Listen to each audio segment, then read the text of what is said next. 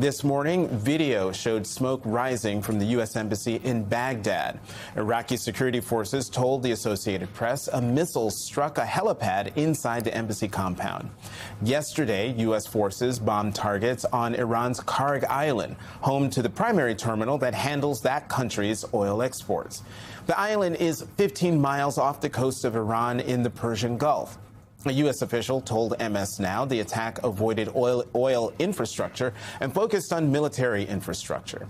Meanwhile, MS Now has learned the military plans to send 5,000 troops and several additional ships to the Arabian Sea.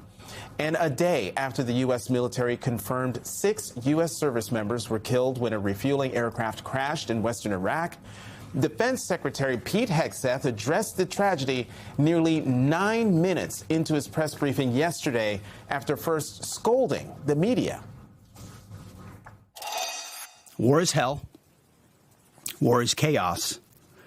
And as we saw yesterday with the tragic crash of our KC-135 tanker, bad things can happen. American heroes, all of them. The Pentagon ruled out hostile fire or friendly fire as the cause. At least 13 U.S. service members have now been killed and 140 injured in the war. In his remarks yesterday, Hegseth seemed to confirm reports that Iran's new supreme leader is wounded, adding speculation that he is, quote, likely disfigured. Hegseth noted that a statement from the new supreme leader vowing to keep blocking the Strait of Hormuz was not made on camera. Hegseth also dismissed concerns that closure of the strait would continue being a problem. They are exercising sheer desperation in the Straits of Hormuz. Something we're dealing with. We have been dealing with it and don't need to worry about it. As for President Trump, he still has yet to clarify U.S. objectives in Iran or when military action might end. Axios reports in a virtual meeting with leaders from G7 countries on Wednesday, President Trump said Iran is, quote, about to surrender, according to 3 officials briefed on the call. And over this past week, his language about his endgame has shifted to just his vibes, apparently. I think you'll see it's going to be a short-term excursion. Are you thinking this week it will be over? No, Are you talking but soon. about days? I think soon. Okay, and with respect Very to, soon. You've said the war is, quote, very complete, but your defense secretary says this is just the beginning. So which is it, and how long should Americans be prepared? Well, I think for you could this war say to it last? both. We've won. Let me say it, we've won. You know, you never like to say too early you won. We won. We won the bet. In the first hour, it was over. I don't think it's going to be long. When it's over, this is going to bounce right back so fast. When are you going to know when it's over? When I feel it. Okay. I feel it in my bones. Joining us now, Terry Moran, former senior national correspondent for ABC News, and Tolu Olorunipa, staff writer at The Atlantic. Terry, Tolu, thank you both very much for being here. So, Terry, let me start with you and just that montage of sound from the president this week, giving basically, I don't know, a garbage pail's worth of rhetoric about what's happening with this war that he started 3 weeks ago this morning. Well, Trump's magic power in domestic politics is to say something and force tens of millions of people to believe it, right? The 2020 election was stolen. He's the greatest everything in the history of this universe and every other possible universe. And a lot of people buy it. It's made him president twice. He can't do that in war because the enemy gets a say. And what is we're sending Marines from Japan. We're sending terminal high-altitude defense systems from Korea. We're stripping assets, military assets from other parts of the world to get into this fight. This isn't anywhere near over because Iran isn't defeated. They can still pop off drones and missiles. They've got speedboats. The question is, this attack on Karg Island, which is an existential threat to the economy of Iran for a generation, take forever to rebuild it, is an invitation to Iran to answer with an existential threat to all the Gulf states. Their desalination plants are undefended. Their oil facilities are undefended. Iran can still fire drones and missiles. Trump is in a terrible spot, and he's trying to talk his way out of it. He's like a man feeling an earthquake underneath him and yelling at it to stop. It's so interesting to me when you hear the president, because often it also feels like he's trying to convince himself, right? Yeah. Like, the war is going to be over. We already won it, everybody. That's not how wars work, but sure. Tolu, I want to read to you something from CNN. Trump administration underestimated Iran war's impact on Strait of Hormuz. The Pentagon and National Security Council significantly underestimated Iran's willingness to close the Strait of Hormuz in response to U.S. military strikes, according to multiple sources familiar with the matter. Now, the reason that I think this is just so confusing and confounding is because anyone who has ever engaged in any kind of war, conflict, paid attention to it with the Middle East, is the Strait of Hormuz always becomes a problem, right? This is something that the Biden administration had to deal with. So it is a kind of duh moment for any administration to think, okay, if we're going in, this is going to impact gas prices, and then to have some kind of plan to get us out of that, make the gas prices less of an issue, figure out what to do on the strait to protect the boats as they try to bring the fertilizer and the oil through. There seems to have been no plan on the Strait of Hormuz and a lot of other things, Tolu. Yeah, and this report definitely got under the skin of the administration. They pushed back against it strenuously. They called it fake news.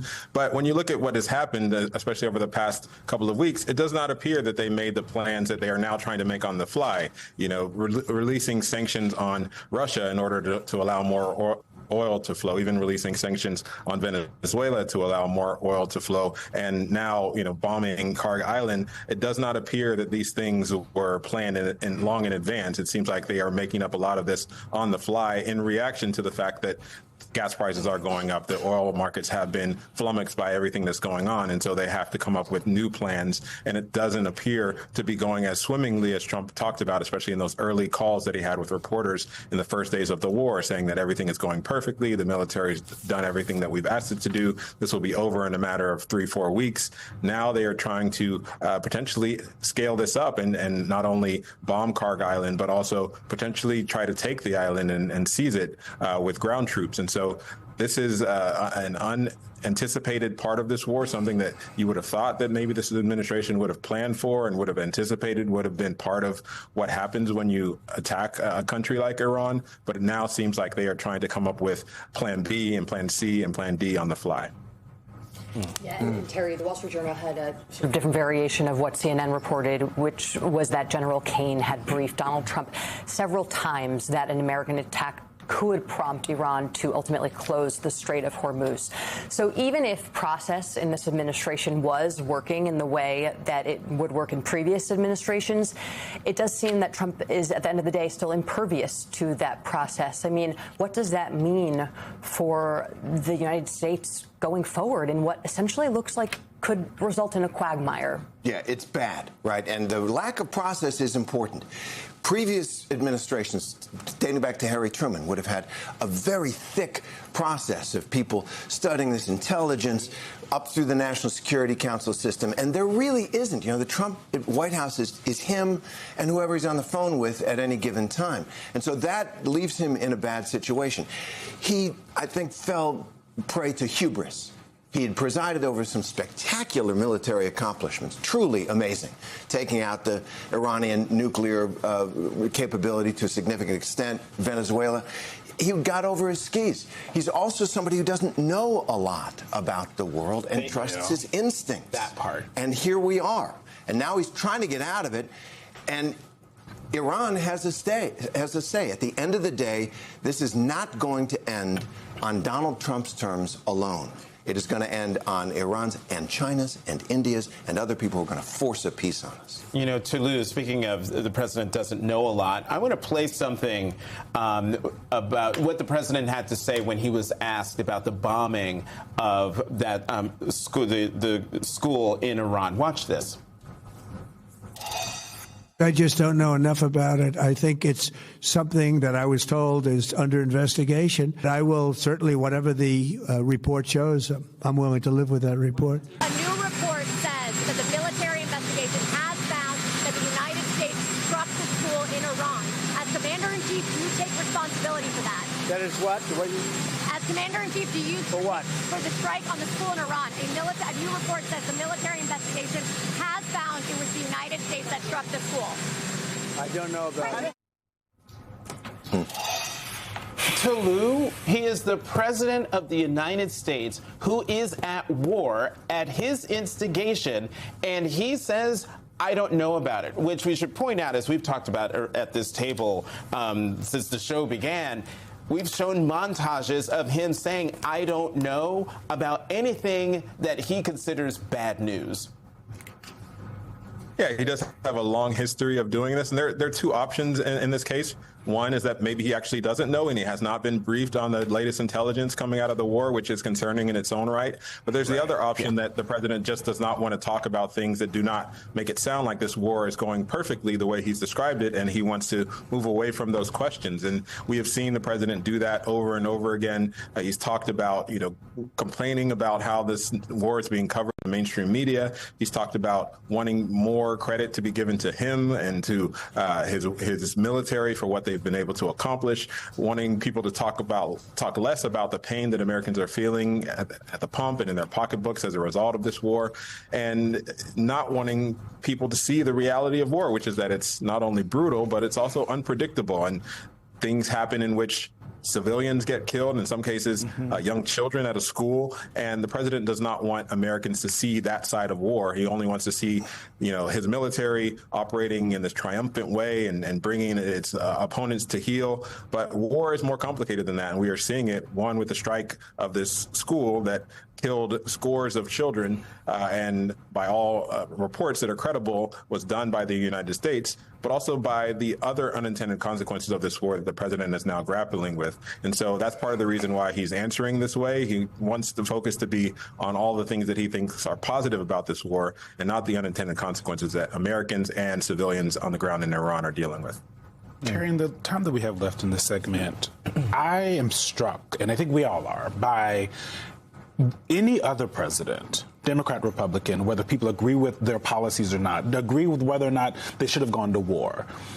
Any other president, if we would have bombed on accident, on purpose, in general, a school where schoolgirls were, where children were, teachers, in any country, and it would have been because apparently we were using old maps and information, right?